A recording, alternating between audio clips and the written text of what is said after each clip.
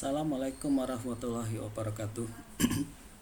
Bahasan kita kali ini adalah tentang representasi data digital.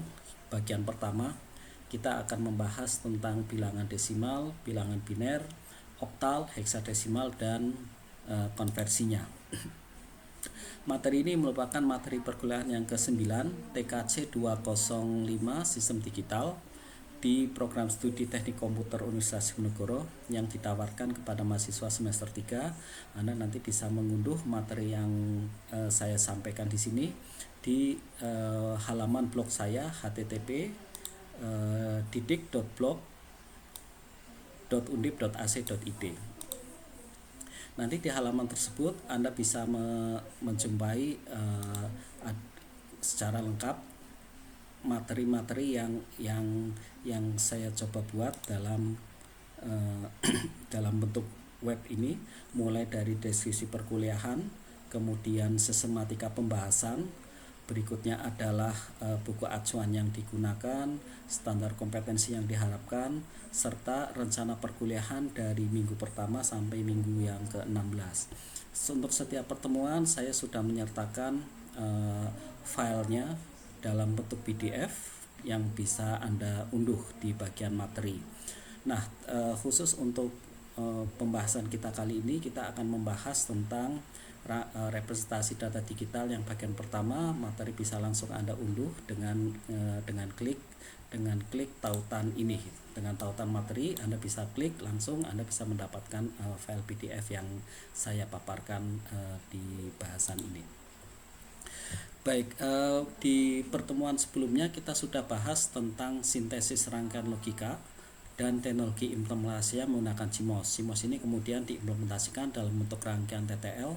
Rangkaian TTL dia merepresentasikan satu rangkaian logika atau fungsi logika yang kemudian kalau misalnya kita rangkaian-rangkaian tersebut kita memberikan masukan ke rangkaian misalnya dengan menggunakan switch yang nilainya itu terbuka atau tertutup 0 atau 1, dan kita bisa memberikan keluaran di rangkaian TTL tersebut menggunakan LED yang dia juga kondisinya nyala atau mati 1 atau 0. Kalau kita amati bahwa switch dengan lampu ini dia merepresentasikan satu keadaan binary yang dia hanya punya dua keadaan 0 atau 1, hidup atau mati, tersambung atau terputus. Nah, demikian juga halnya dengan sistem komputer pun demikian. Yang kita pahami bahwa komputer nanti di organisasi komputer ya Anda akan memahami bahwa komputer secara umum itu tersusun atas antarmuka masukan, antarmuka keluaran, kemudian ada prosesor, ada memori, ada media penyimpan. Kalau dari periferal masukan, kita sebagai pengguna bisa kemudian memasukkan data karakter misalnya ke komputer berupa huruf, kemudian berupa angka, berupa simbol, atau berupa kontrol dari keyboard, karakter A, karakter B, bahkan string kita bisa masukkan.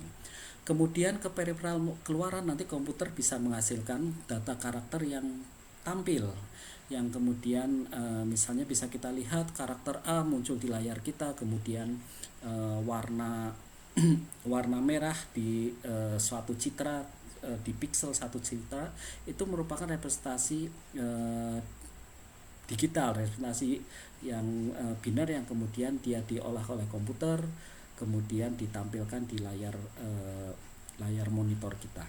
Demikian juga pada saat komputer dia melakukan operasi aritmetika, operasi penjumlahan, pengurangan, kemudian operasi perkalian pembagian. Bahwa sistem bilangan yang kemudian digunakan itu beragam. Tipe bilangan yang kemudian kita masukkan, tipe bilangan yang diolah oleh komputer, yang dihasilkan oleh komputer bisa beragam. Ada bilangan bulat, ada bilangan pecahan, bilangan dengan koma, kemudian ada bilangan positif, ada bilangan negatif, ada bilangan yang sangat besar maupun ada bilangan yang sangat kecil. Nah, padahal komputer dia hanya mengenal dua simbol, yaitu 0 atau 1. Tadi kita pahami di rangkaian TTL bahwa masukannya itu adalah masukan biner, 0 atau 1, nyala atau mati, tersambung atau terputus, itu adalah biner yang kemudian disimbolkan dengan 0 atau 1. Komputer hanya bisa memahami itu. Sedangkan kita dalam operasi aritmetika kita mengenal ada misalnya bilangan pecahan. Bilangan pecahan ada simbol koma yang digunakan untuk memisahkan bagian yang utuh, yang bulat dengan bagian yang pecahannya. Kemudian kita kenal bilangan negatif.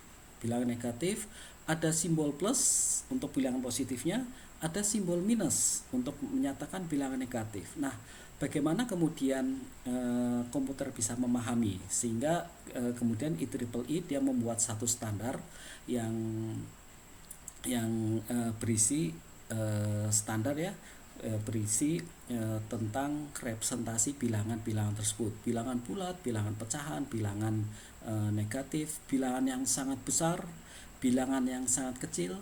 Misalnya 10 pangkat minus 23 itu adalah bilangan yang sangat kecil, 0,000 sekian sampai nolnya 23 kali ya di belakang koma. Itu bisa kita nyatakan dan bisa dipahami nanti oleh komputer. Kemudian sistem tersebut juga nanti akan digunakan dalam operasi yang lain, misalnya operasi penjumlahan, operasi pengurangan. Nah, kali ini kita akan coba bahas tentang representasi bilangan komputer tersebut, yaitu biner, kemudian oktal, dan heksadesimal. Tapi di awal kita akan coba melihat bagaimana kita mengenal sistem bilangan yang disebut sebagai bilangan representasi posisional. Kita akan belajar dulu bilangan desimal, kemudian kita kenal nanti ada bilangan yang tidak bertanda yang kita sebut sebagai bilangan unsigned, atau kita sebut bilangan unsigned, bilangan tidak bertanda. Bilangan tidak bertanda itu kalau adalah bilangan yang dia itu tidak memuat nilai negatif. Jadi kalau misalnya bilangan 1 itu adalah bilangan tidak bertanda, minus 1 dia bukan bilangan tak bertanda. Dan secara lebih khusus kita nanti akan belajar bilangan bulat, bilangan utuh. Jadi bilangan pecahan nanti akan kita pelajari di pertemuan berikutnya. Apa yang akan kita pelajari di sini adalah bilangan tak bertanda, bilangan bulat tak bertanda, yang kemudian kita representasikan dalam bentuk desimal, dalam bentuk biner, dalam bentuk oktal, dan bilangan dalam bentuk heksadesimal. Bagaimana nanti konversinya antara bilangan desimal, biner, oktal, dan heksadesimal kita akan bahas. Setelah mempelajari ini, diharapkan Anda nanti bisa memahami representasi posisional untuk bilangan biner dan nilai desimalnya, kemudian bisa menuliskan sistem bilangan tak bertanda atau unsigned, kemudian meliputi bilangan biner, oktal, heksadesimal, dan Anda nanti diharapkan mampu untuk melakukan konversi dari keempat jenis representasi ini, desimal, biner, oktal, maupun heksadesimal. Buku acuan yang digunakan adalah buku yang kebetulan saya tulis, terbitan Graha Ilmu, bab 8, terutama subbab 8.1, representasi posisional, desimal, biner, oktal, heksadesimal, dan konversi bilangan. Saya mengambil materi ini dari buku sistem digital ini. Baik, kita mulai terlebih dahulu masuk ke bilangan desimal. Kita kenal sebagai integer, kita kenal sebagai bilangan asli, bilangan bulat positif yang memuat di sana ada bilangan cacah dan ada bilangan asli ya, dari 0 sampai 0, 1, 2 dan seterusnya. Itu adalah bilangan integer tidak bertanda. Nah, tipe bilangan kita kenal ada 2 jenis, yaitu bilangan tak bertanda atau unsigned dan bilangan bertanda. Bilangan tak bertanda unsigned ini dia hanya memuat bilangan yang nilainya positif, 1, 0, mulai dari 0 ya, 0, 1, 2 dan seterusnya. Itu bisa kita nyatakan nanti sebagai bilangan tak bertanda. Sedangkan bilangan bertanda ini adalah bilangan yang memuat selain nilai positif juga dia memuat nilai negatif, minus 1, minus 2, minus 3 dan seterusnya. Skop kita batasi ke bilangan bulat ya, bilangan utuh, yang dia itu tidak ada pecahannya. Jadi ada minus 1, minus 2 dan seterusnya.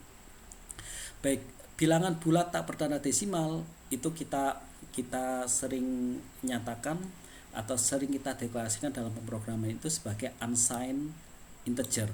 Jadi kalau dalam pemrograman Anda menuliskan unsigned integer, itu artinya Anda mendeklarasikan tipe bilangan bulat yang tidak bertanda, yang kemudian Anda bisa memberikan nilai berupa desimal.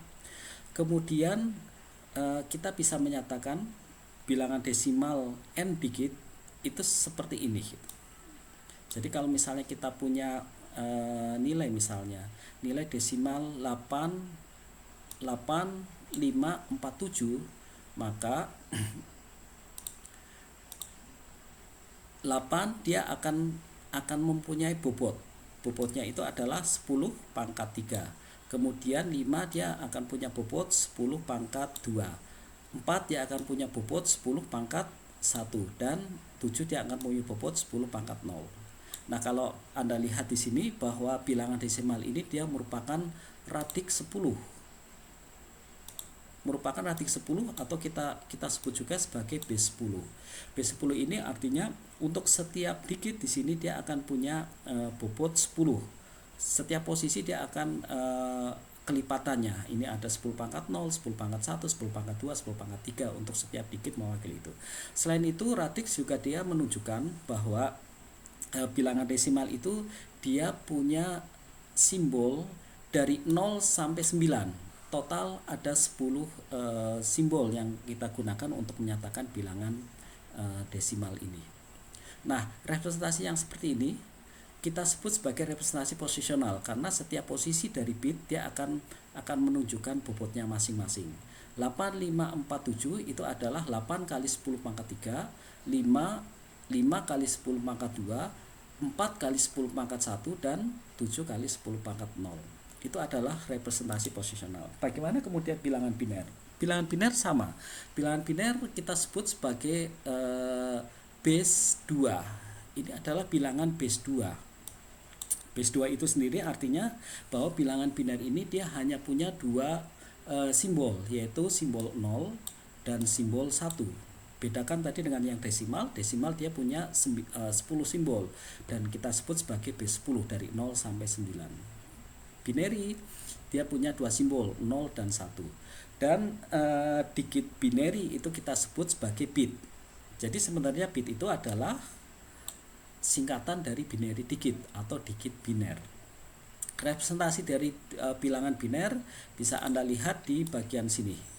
Jadi dia akan mewakili, sama juga seperti yang desimal tadi, setiap bit dia akan punya bobot sendiri. Misalnya ini 1101, maka yang bagian akhir dia akan punya bobot 2 pangkat 0. Kemudian yang bit berikutnya dia akan punya bobot 2 pangkat 1. Bit 1 ini dia akan punya bobot 2 pangkat 2, dan bit yang ketiga dia akan punya bobot 2 pangkat 3. Kita bisa menyatakan nanti dari bilangan biner ini dia akan memberikan nilai desimalnya dengan rumus seperti ini. BI kalikan 2 pangkat I dari 0 sampai N-1. N dia menunjukkan jumlah digit. Jadi kalau misalnya dia bilangan biner 8 bit, maka N-nya itu adalah 8, sehingga nanti di bagian akhir ini adalah bit yang ke-7, ini dikalikan 2 pangkat 7, dan seterusnya sampai bit ke-0 kalikan 2 pangkat 0. Itu adalah nilai integer dari bilangan biner B. Nah, bagaimana kemudian kita menyatakan bilangan biner itu ke dalam format biner? Nanti kita lihat ada beragam format yang kita kenal itu seperti ini gitu. Jadi bit ke 0 dia itu letaknya di belakang. Bit ke N ke 1 dia letaknya ada di depan. Bit yang letaknya di depan ini di salah satu arsitektur itu dia dia menyatakan bit yang paling signifikan atau kita kenal sebagai MSB. Bit yang paling belakang kita kenal sebagai LSB, least significant bit. Ini ada satu arsitektur yang arsitektur prosesor yang dia itu mempunyai pola seperti ini. Jadi bit yang paling depan bit yang paling depan dia itu adalah MSB, bit yang paling belakang itu LSB. Prosesor seperti x86 yang kita gunakan di laptop kita atau x86 yang 64 bit dan seterusnya, dia menggunakan pola yang seperti ini formatnya. MSB-nya dia di depan, kemudian LSB-nya dia itu ada di belakang. Seperti ini. Nah, konsep tentang format format penempatan bit, mana yang MSB mana yang LSB, itu kita kenal sebagai istilahnya sebagai endianness ya, endianness. Beragam arsitektur komputer dia bisa mempunyai format little endian seperti ini. Ini little endian, misalnya x86, AMD 64 atau yang x86-64 dan prosesor Nios dia menggunakan arsitektur yang little endian. Kemudian prosesor Freescale yang Codefire, kemudian Atmel AVR 32, OpenRISC dia menggunakan yang menggunakan yang big endian. Ada juga yang campuran, yang big endian, misalnya ARM versi 3 ke atas, PowerPC, MIPS, dia itu secara hardware dia itu mampu untuk melewatkan atau melakukan operasi data dengan dua format endian, baik yang little endian maupun big endian. Kita coba lihat dulu format yang little endian. Little endian itu seperti ini gitu. Anda bisa lihat bahwa bit yang ke 0, bit yang paling terakhir dia itu adalah LSB. Bit yang paling depan dia itu adalah MSB. Jadi kalau kita lihat ya, kalau yang di little endian, yang bagian sini itu adalah MSB, yang bagian belakang itu adalah LSB. Nah, demikian juga bagaimana kemudian yang big endian. Kalau yang big endian Anda bisa lihat di sini, bit yang depan itu adalah LSB, kemudian yang belakang dia itu adalah MSB. Jadi yang di belakangnya itu malah MSB di belakangnya, kemudian bit yang di depan itu malah dia LSB. Itu adalah format yang big endian. Kemudian dilihat dari sisi penyimpanan data di memori, ada beragam endianness juga yang dikenal, yaitu misalnya little ini, apa yang disebut sebagai little endian, ada yang kemudian big endian, ada yang middle endian. Contoh misalnya ada data integer 32 bit. Ini di prosesor yang 32 bit ada data 0A, 0B, 0C dan 0D. Nah, di sistem big endian dia akan tersimpan di memori yang 8 bit itu polanya seperti ini gitu. Kalau yang big endian maka alamat yang terendah ini adalah proses pengalamannya. Yang bagian kiri dia alamat yang terendah, dia akan menyimpan MSB-nya. Ini kan MSB-nya. OA-nya akan tersimpan di depan. OA dia akan tersimpan di depan. Akan tersimpan di alamat yang paling rendah, itu adalah big endian. Kalau yang little endian, yang LSB-nya itu adalah yang ini 0D, dia akan tersimpan di alamat yang paling rendah. Kemudian ada juga yang dia middle endian, misalnya yang ada di, atau kita kenal juga sebagai PDB endian, yang ada di prosesor ARM 32 bit.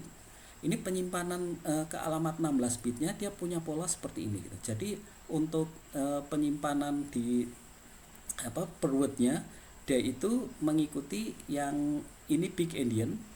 Jadi 0B-nya disimpan terlebih dahulu, kemudian 0A, kemudian 0D, dan ini 0B, kemudian 0A, kemudian 0D, 0C. Ini adalah yang little endian. Artinya yang byte yang less significant itu dia akan tersimpan di memori yang paling rendah gitu. Ini kan 0B, 0A, 0D, 0C. Tapi kemudian secara word ini disimpan menggunakan big endian. Jadi 0A-nya terlebih dahulu disimpan di memori yang paling rendah ini, kemudian baru yang LSB-nya disimpan yang paling tinggi. Ini campuran middle endian yang digunakan di PDP endian. Anda bisa melihat tentang endianness ini di Wikipedia. Pintu masuknya ini dulu, nanti Anda bisa melihat referensi lebih dalam di Wikipedia ini terkait dengan kenapa sih kemudian menggunakan big endian, kenapa menggunakan little endian. Saya bisa sampaikan bahwa big endian itu dia secara natural untuk operasi pembagian naturalnya itu adalah big endian, sehingga ada yang kemudian untuk operasi yang floating point dia menggunakan big endian, untuk operasi yang integer atau yang fix yang integer bilangan bulat dia menggunakan yang little endian. Silakan nanti Anda bisa berkunjung, Anda pelajari di bagian endianness ini. Baik, kita lanjutkan terkait dengan fokus bahasan kita, bilangan oktal dan bilangan heksadesimal. Bahwa bilangan oktal dia itu kita sebut sebagai radix 8. Kalau radix 8 berarti digitnya itu ada 8 dari 0 sampai 7. Ini adalah radix untuk bilangan oktal. Demikian juga bilangan heksadesimal kita sebut dia sebagai radix 16 dan dia punya simbol dari 0 sampai 9, ini 10 ya, kemudian A sampai F. A itu menyatakan 10, F itu menyatakan 15. Jadi total untuk bilangan heksadesimal kita bisa nyatakan dengan 16 simbol. Kita sebut sebagai radix 16. Demikian juga nanti bobot untuk setiap digit itu adalah kelipatan 8 untuk oktal, kelipatan 16 untuk yang heksadesimal. Baik, kita coba lihat representasi bilangan dan nilai ekuivalennya. Dari misalnya desimal 6 seperti ini, kita bisa menyatakan sebagai bilangan binernya itu adalah 0, 1, 1, 0. Kemudian bilangan oktalnya itu adalah 6. Bilangan heksadesimalnya juga 6. Antara oktal dengan heksadesimal ini masih sama karena bilangan binernya itu dia bilangan desimal 6 ini masih bisa dinyatakan dengan digit oktal nilainya 6, heksa pun 6. Beda dengan misalnya yang ini 14. Bilangan binernya itu adalah 11, 10. Nanti kita akan belajar juga bagaimana konversi dari desimal ini menjadi bilangan biner. Kita lihat terlebih dahulu bahwa desimal 14 itu dinyatakan dengan binernya 110. Tapi kemudian oktalnya itu adalah 16 dan heksanya itu adalah E. Jadi A itu nanti digunakan untuk menyatakan desimal 10, B desimal 11 dan seterusnya, F itu untuk menyatakan desimal yang 15. Nah, sebenarnya ada pola yang cukup mudah gitu untuk mengenali bilangan biner, oktal dan heksadesimal. Bahwa kita pahami bilangan oktal itu merupakan grup 3 digit biner. Kemudian bilangan heksadesimal itu merupakan grup dari 4 digit biner. Jadi bilangan oktal itu adalah grup 3 bit, kemudian grup 3 bit di sini, kemudian heksadesimal itu adalah grup 4 bit. Bagaimana kemudian kita bisa menggunakan properti ini ya, atau sifat ini untuk kemudian mengkonversikan biner, oktal dan heksadesimal. Jadi kalau misalnya binernya ini misalnya kita mendapatkan bilangan biner misalnya ini 0, 0, 1, 0, 0, 0, 1, 1, 0, 1, 0, 0. Maka kita bisa dari belakang kita kelompokkan bilangan biner ini menjadi 3 bit 3 bit. 100 itu 4, 110 itu 6, 000 itu adalah 0, kemudian 001 itu dia akan menyatakan bilangan 1. Demikian juga kalau dari oktal 2 kita nyatakan sebagai 010, 0-nya jangan Anda hilangkan. Kemudian 3 adalah 011, 6 110, 7 itu adalah 111. Anda tinggal tuliskan saja binernya itu adalah 010, 011, 110, 111. Demikian juga untuk bilangan heksa pun sama. 2 Anda bisa tuliskan nanti bilangan binernya itu adalah 0010, A itu adalah 1010, C itu adalah 1100, 7 itu adalah 011. Ini pola bilangan oktal, bilangan heksadesimal, dan bilangan biner yang kemudian bisa kita gunakan untuk dengan mudah ya mengkonversikan bilangan biner ke bilangan oktal, ke bilangan heksadesimal maupun sebaliknya. Baik, kita coba lihat terlebih dahulu bagaimana konversi dari bilangan biner ini ke bilangan desimal gitu. Bilangan biner ke bilangan desimal, demikian juga nanti dari bilangan desimal ke bilangan oktal maupun bilangan heksadesimal.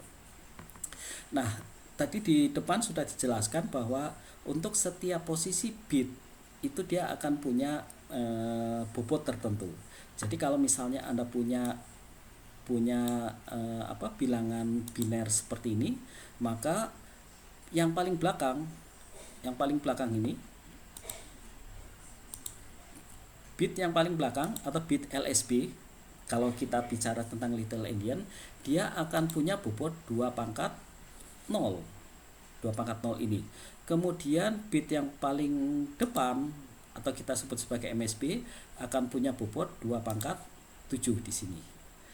Anda tinggal nanti menjumlahkan bobot setiap bilangan ini. Berarti ini kan akan sama dengan 1 kalikan 2 pangkat 0 ditambah 1 kalikan 2 pangkat 1 ditambah 1 kalikan 2 pangkat 3 ditambah 1 kalikan 2 pangkat 5 tambah 1 kalikan 2 pangkat 6 tambah 1 kalikan 2 pangkat 7. Anda akan dapatkan nilai bilangan desimalnya yang dinyatakan dengan bilangan biner ini adalah 235. 235 ini dinyatakan dengan bilangan bilangan desimal bilangan binernya itu adalah 11101011 atau bilangan 11101011 ini menyatakan bilangan desimal 235. Kemudian kalau konversi dari desimal ke biner ada pola seperti ini. Jadi kalau misalnya 250 kita coba gunakan contoh bilangan desimal 250. Nah, untuk mengkonversikan menjadi bilangan biner, Anda bagi ini jadi 2. Anda bagi dengan 2. Anda bagi dengan 2, Anda akan dapatkan hasil bagi 102, kemudian sisanya itu 1. Karena ini bilangan ganjil, kalau dibagi 2 mesti ada sisa 1. Kemudian ini hasil baginya. Hasil baginya kemudian dibagi 2 lagi, menghasilkan hasil bagi 51 51, sisanya 0 karena genap kalau dibagi dengan 2 dia akan 0. Kemudian 51 bagi 2 hasil baginya 25, sisa 1. 25 bagi 2 menghasilkan hasil bagi 12, sisa 1. 12 bagi 2 hasil bagi 6, sisa 0, dan seterusnya sampai kemudian memperoleh hasil baginya itu sama dengan 0. Begitu ini memperoleh hasil bagi sama dengan 0, maka kita bisa menyatakan bilangan binernya itu adalah dari bawah ke atas. Kita bisa tulis nilainya 0, 1. Nolnya bisa Anda tuliskan, nanti bisa juga nanti dihilangkan tergantung nanti ukuran bitnya. 0, 1, 1, 0, 0, 1, 1, 0. Ini ya, 0, 1, 1, 0, 0, 1, 1, 0, 1. Anda tuliskan di bagian sini. MSB-nya adalah yang bagian ini dia menyatakan MSB. Ini MSB, kemudian LSB-nya itu adalah yang paling atas gitu. Ini LSB, ini adalah MSB-nya. Jadi konversi dari desimal ke biner Anda bisa menyatakan dengan pohon pembagian seperti ini.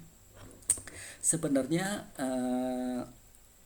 Anda kalau sering latihan ini bisa Anda tentukan nilai binernya itu dengan cepat ya. Misalnya 205 yang paling dekat itu adalah 128, berarti bit yang ke 7 dia nilainya akan sama dengan 1. Dikurangi 128 dia akan menghasilkan dan seterusnya sampai kemudian Anda bisa mendapatkan ya, dia itu merupakan ya 128 ditambah 64 kemudian ditambah berapa, tambah 8 tambah 4 tambah 1. Ini untuk menyatakan 205. Anda bisa tuliskan seperti ini, 111101 dan seterusnya. Nah, nanti Anda bisa lebih cepat ya menentukan tanpa menggunakan pohon-pohon. Memang ini secara konseptual, secara analitis Anda bisa menggunakannya seperti ini. Tapi dengan cepat pun sebenarnya Anda bisa menentukan 205 itu adalah 11001101 dengan konsep bahwa 205 itu akan sama dengan 128 tambah 64 tambah 8 tambah 4 tambah 1. Anda bisa dapatkan nilai yang seperti ini. Baik, kemudian desimal ke oktal, yang membedakan hanya pembaginya saja. Kalau oktal berarti pembaginya 8, kalau heksadesimal pembaginya 16. Tapi kita bisa langsung mencari misalnya ya, jadi bilangannya terlalu besar. Bilangan terlalu besar, Anda bisa langsung menggunakan yang misalnya ini ya, ini bilangannya besar. Anda bisa langsung menggunakan 16 heksa ya. Baru kemudian dari heksa Anda bisa kelompokkan nanti heksa itu menjadi seperti ini bilangan binernya. Jadi mana yang kemudian Anda gunakan untuk mengkonversikan, mana yang lebih cepat, itu bisa Anda gunakan. Baik, kita coba latihan misalnya. Nyatakan bilangan biner 10 bit 1000 110 ini ya. 1000 kemudian 110100 ke dalam bilangan oktal, bilangan heksadesimal dan bilangan desimal. Kemudian coba nyatakan bilangan desimal 345 ke dalam bilangan biner, bilangan oktal, bilangan heksadesimal. Nah, kita coba lihat gitu. Mengkonversi biner ke biner ke oktal. Nah, polanya itu adalah Anda mengelompokkan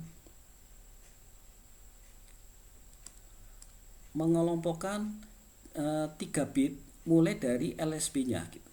Ini 3 bit kita kelompokkan menjadi bilangan oktalnya itu adalah kalau 100 dia akan menyatakan oktal 4. Kemudian ini kita kelompokkan lagi. Kita akan dapatkan 6. Kita kelompokkan lagi.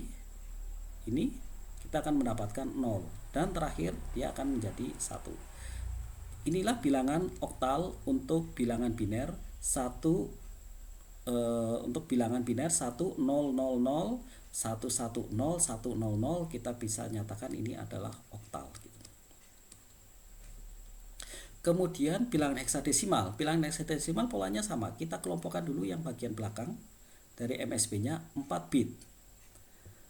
0 1 0 0 ini adalah 4. Kemudian kita kelompokkan lagi 4 bit berikutnya. Dia akan menjadi 3. 0 0 1 1 3. Kemudian ini 100 dia itu adalah 2. Berarti inilah bilangan heksadesimal gitu. Nah, bilangan heksadesimal kadang ada yang menyatakan di belakangnya itu diberi H atau di depannya itu kita nyatakan sebagai 0x 3 2 3 4. Ada representasi yang dia menggunakan 0x prefiks ya, prefiks 0x ini sebagai simbol untuk menyatakan bilangan heksadesimal. Ada yang kemudian dia terutama di bahasa pemrograman assembler dia menggunakan H di belakangnya. Kalau bahasa C dia menggunakan 0x dia untuk menyatakan bilangan bilangan heksadesimal. Oke, berikutnya kita coba lihat konversi biner ke desimal. Nah, kalau misalnya Anda punya bilangan biner yang seperti ini, kita bisa melihat bahwa ini adalah bobotnya 2 pangkat 0, ini bobotnya 2 pangkat 1, ini bobotnya 2 pangkat 2 pangkat 2 ya, kemudian ini 2 pangkat 3, ini 2 pangkat 4, 2 pangkat 5, 2 pangkat 6, 2 pangkat 7, 2 pangkat 8, dan terakhir 2 pangkat 9. 2 pangkat 9 itu dia nilainya akan sama dengan 256 ya, 256. Kemudian ditambah 2 pangkat 5. 2 pangkat 5 itu adalah 32 ditambah 2 pangkat 4 16 ditambah 2 pangkat 2 4. Ada bit lagi yang nilainya 1 sudah tidak ada ya, berarti dia akan sama dengan 256. Ini bit yang ini. Kemudian 32 ini bit ini. 16 diberikan oleh bit ini, dan 1 dia diberikan oleh bit yang ini. 4 diberikan oleh bit ini. Kalau kita total, dia akan menjadi sama dengan 256 tambah 32 itu 288 tambah 20. 288 tambah 20 308 ya, 308. Mohon koreksi kalau misalnya ini salah. Jadi 256 tambah 32 dia akan sama dengan 288 ditambah 20, berarti kan 308 gitu. Baik, ini konversi dari biner ke desimal. Jadi semudah itu ya. Setiap kalau Anda lihat bahwa setiap bit ini dia punya bobotnya. Dimulai dari 2 pangkat 0 untuk LSB-nya sampai nanti MSB-nya tergantung dari jumlah bitnya 2 pangkat 9 dan seterusnya. Kemudian kita coba lihat misalnya konversi dari desimal ke biner. Katakanlah bilangannya adalah 2 tadi ya 200 atau misalnya 345 gitu. 345 kita ingin menyatakan dalam bilangan biner 345. Kita bisa bagi dia dengan 2. Anda akan dapatkan 172 sisa 1. Kemudian Anda bagi 2, Anda akan dapatkan 86 sisa 0. Anda bagi 2 lagi, Anda akan dapatkan 43 sisa 0. Anda bagi 2 lagi, Anda akan dapatkan 21 sisa 1. Anda bagi dengan 2, Anda dapatkan di sini 10 ya.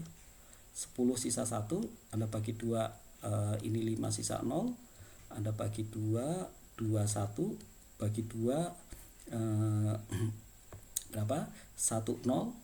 Anda bagi 2, ini dapatkan 0, ini 1. 0 ini dia menunjukkan akhir. Ini akhir ya, akhir dari proses konversi ini. Berarti kita bisa dapatkan nanti bilangan binernya itu adalah dari 1 ini ke 1. Kita bisa tuliskan nilainya itu adalah, nilainya akan sama dengan 1 0 1 0 1 1 0 0 1. Nah, kita coba hitung berapa jumlah bit yang digunakan untuk menyatakan 345 heksa ini. Kita hitung bahwa jumlah bit yang digunakan untuk menyatakan bilangan 345 itu adalah 1 2 ini ya 1 2 3 4 5 6 7 8 9. Ada 9 bit gitu. 9 bit yang dibutuhkan gitu. Nah, bagaimana kalau misalnya kita mendeklarasikan X itu bilangan karakter. Karakter itu adalah 8 bit. Kemudian Anda berikan nilai X sama dengan nilai X ya, sama dengan 345.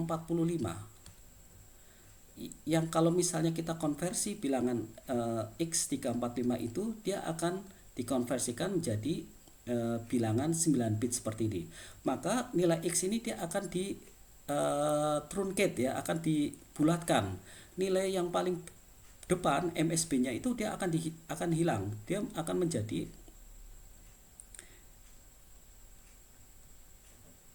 di sini ya, dia nilainya akan menjadi 0. Jadi nilai yang di depan MSB ini akan dihilangkan. Dia hanya menggunakan 8 bit dari LSB sampai 8 bit di sini. Dia akan menjadi 01 akan menjadi 01 01 10 01. Kalau misalnya kita deklarasikan X itu karakter yang 8 bit, kemudian kita menyimpan data yang nilainya 345 ke dalam X ini, Anda akan yang tersimpan nanti di komputer atau yang dikodekan oleh compiler, nilai X ini dia nilainya akan sama dengan nilai X-nya itu dia akan sama dengan ini gitu. Akan sama dengan 0 1 0 1 1 0 0. Kalau misalnya kita coba konversikan dia menjadi bilangan desimal, kita akan dapatkan di sini ya. Di sini kita akan dapatkan 2 pangkat atau nilai ininya dia akan sama dengan 64 ditambah di sini adalah 64, kemudian ini 16 ditambah 16 ditambah 8 tambah 1, atau total dia akan sama dengan 80 ditambah 9, akan merepresentasikan nilai 89. Artinya kalau misalnya Anda deklarasikan X sama dengan atau karakter ya, unsigned char, katakanlah unsigned char X, kemudian X Anda masukkan nilai 345 ini, maka oleh komputer dia akan disimpan, oleh compiler dia akan dikodekan yang tersimpan di X itu adalah 89, nilainya 89. Tentu saja ini menimbulkan kesalahan sintaktis gitu. Nah, kita coba melihat bagaimana pengaruh itu ke dalam kode kita seperti ini gitu. Kita coba membuat satu kode untuk menyatakan representasi bilangan bertanda. Kemudian kita definisikan ada satu variabel namanya unumber yang dia itu bilangan unsigned. Kalau bilangan unsigned itu yang 8 bit, dia akan punya jangkauan dari 0 sampai 255. Nilai yang paling kecil adalah 0, nilai yang paling besar adalah 255.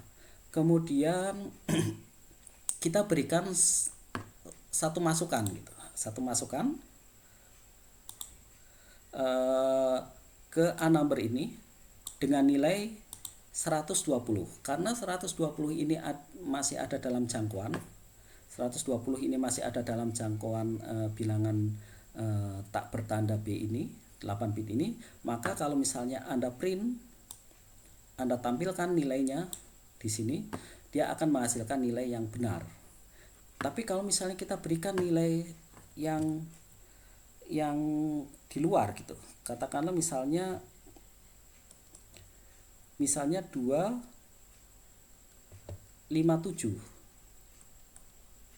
Jadi kita berikan unumbernya, nilainya 257. 257 itu di luar jangkauan. Maka dia nanti akan menghasilkan nilai positif tapi terpotong bit ya. Kemudian kalau misalnya kita berikan nilai A-numbernya itu negatif, padahal kita deklarasikan unumber ini adalah bilangan unsigned, maka dia akan direpresentasikannya, akan diterjemahkan oleh komputer, akan dipengerti oleh komputer itu sebagai nilai positif gitu. Nah, kita coba lihat bagaimana kemudian kita melakukan kompilasi. Saya menggunakan bahasa C di sini, kemudian saya compile menggunakan GCC. Ada muncul warning yang menyatakan bahwa yang nilai number ini, yang number 257 ini, dia itu di luar jangkauan. Maksudnya dia akan ditruncate, akan diambil hanya 8 bit yang belakang. Jadi kalau misalnya 120, ini kan dia tampilannya sudah benar. 120 dia tampilannya sudah benar. Dia akan menunjukkan nilainya 120. Kita print di sini ya, nilai desimalnya 120, heksanya 0x78. Ini nilai yang benar. Ini yang benar gitu. Kemudian kalau misalnya 257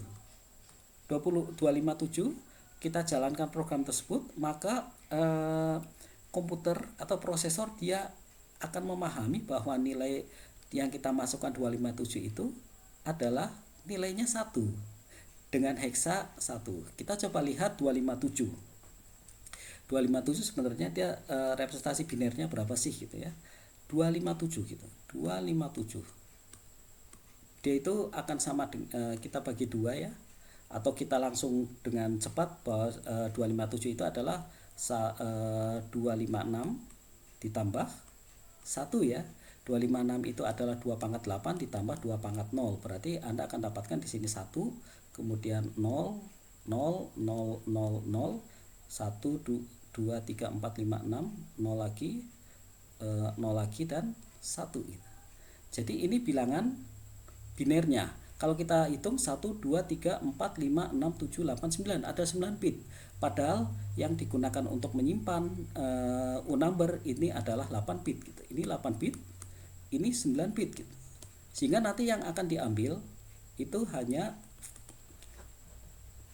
8 bit saja gitu. Ini 8 bitnya yang akan diambil. Hanya sampai sini. Dan nilainya itu adalah 0, 0, 0, 0, 0, 0, 0, 1. Dan dia merupakan desimal dari 1 gitu. Sesuai dengan apa yang kita nyatakan di sini gitu. Ini adalah 1 gitu. Yang ditampilkan di program dia juga akan menampilkan 1. Nah, bagaimana kemudian dengan negatif 2? Negatif 2. Nah, negatif 2 itu nanti akan dinyatakan oleh disimpannya oleh compiler. Dia akan diterjemahkan dan kemudian disimpan oleh komputer dan dijalankan nanti oleh prosesor. Dia itu nilainya adalah 254. 254 ini adalah merupakan bilangan negatif ya sebenarnya. Tadinya kita menyatakan di sini inginnya bilangan negatif, tapi kok yang tampil adalah bilangan positif. Nanti kita di pertemuan berikutnya akan belajar tentang representasi bilangan negatif. Kenapa kemudian kalau misalnya kita nyatakan di sini unsigned, kita masukkan -2, ternyata kok keluarnya adalah 2, nilainya dia positif. Ini nilai negatif, tapi di ini ya kita inginnya nilai negatif, tapi kemudian oleh komputer dia dimengerti sebagai nilainya positif seperti ini. Tentu saja ini menimbulkan error secara semantik ya, secara semantik menimbulkan error. Jadi baris yang kedua dengan baris ketiga dia akan error, sehingga Anda kalau dalam mendeklarasikan satu variabel Anda perlu pahami tipe variabelnya. Dia itu yang pertama, tipe variabelnya dia akan menunjukkan berapa ruang ya atau berapa bit yang digunakan untuk menyimpan variabel tersebut, dan tipenya unsigned atau signed ya. Unsigned itu dia digunakan untuk yang tidak bertanda, unsigned seperti ini, atau yang signed dia digunakan untuk bilangan yang bertanda. Bagaimana kemudian kita coba lakukan operasi penjumlahan maupun operasi pengurangan? Tentu saja ini akan bisa lebih memperlihatkan kesalahan semantik kalau misalnya kita tidak hati-hati dalam melakukan programming, kita tidak hati-hati dalam memahami tentang konsep bilangan digital ini gitu. Contoh misalnya ini. Yang pertama kita ingin menjumlahkan uresal ini, kita terjemahkan sebagai unsigned ya. Ini unsigned. Kata kuncinya unsigned, karakter result sebagai hasil yang nilainya itu adalah 0 sampai 255 gitu. Sehingga kalau misalnya kita berikan pernyataan pertama, uresal sama dengan 15 plus 8 plus 10, tentu dia akan menghasilkan nilai 25. 25 ini masih masuk ke sini, sehingga hasil operasinya dia akan benar. Ini bisa ditunjukkan dari baris pertama ini adalah benar gitu. Ini benar gitu.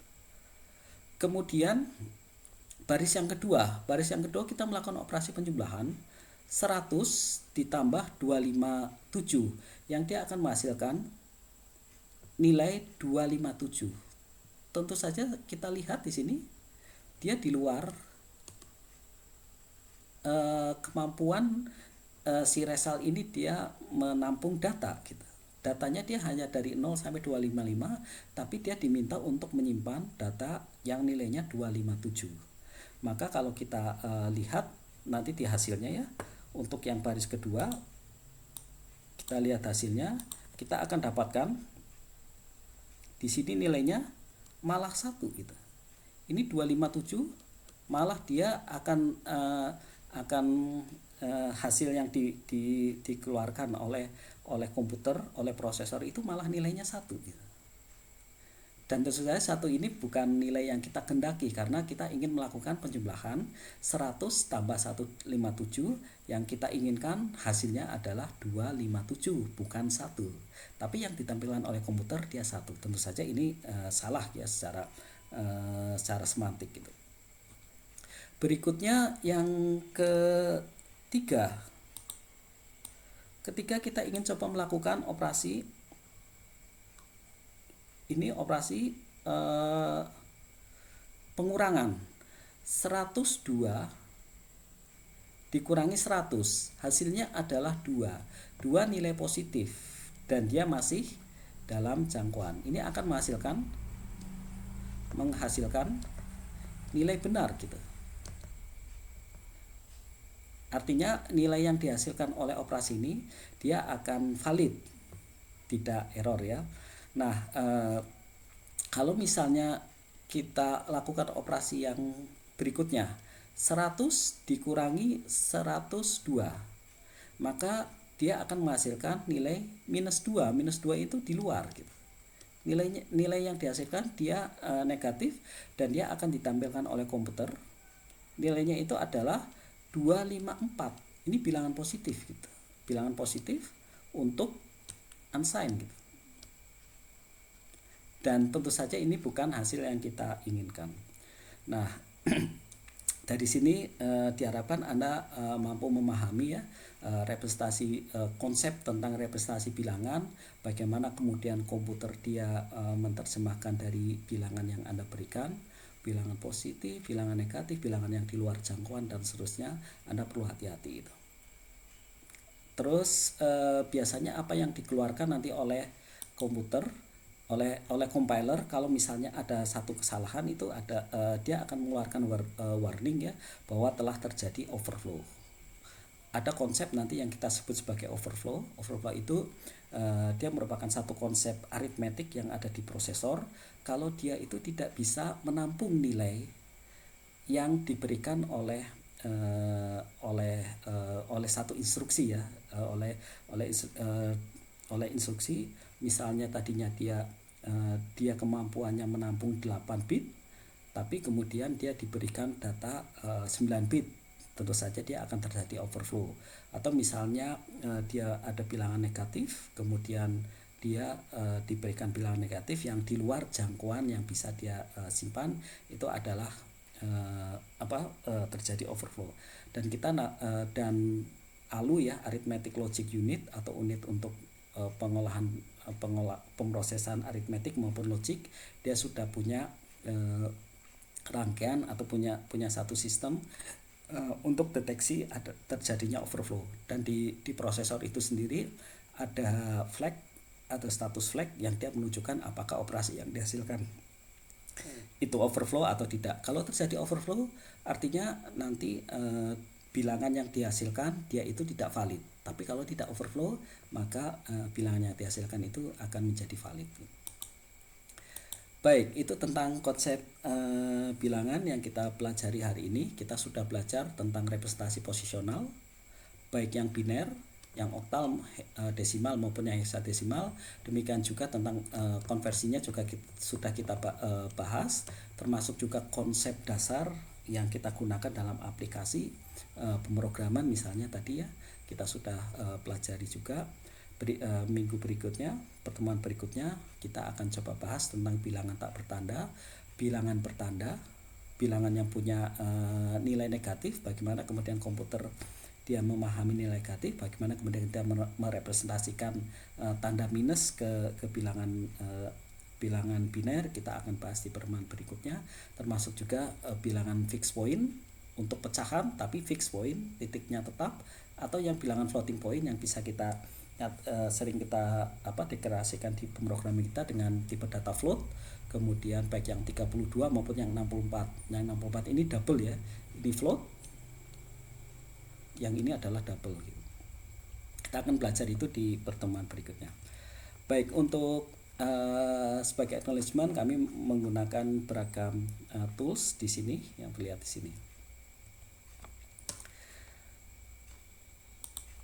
Baik, terima kasih atas perhatian Anda. Mudah-mudahan apa yang kita pelajari bisa dipahami. Kita bertemu di pertemuan atau di bahasan berikutnya terkait dengan kuliah sistem digital ini. Terima kasih. Saya tutup. Wassalamualaikum warahmatullahi wabarakatuh.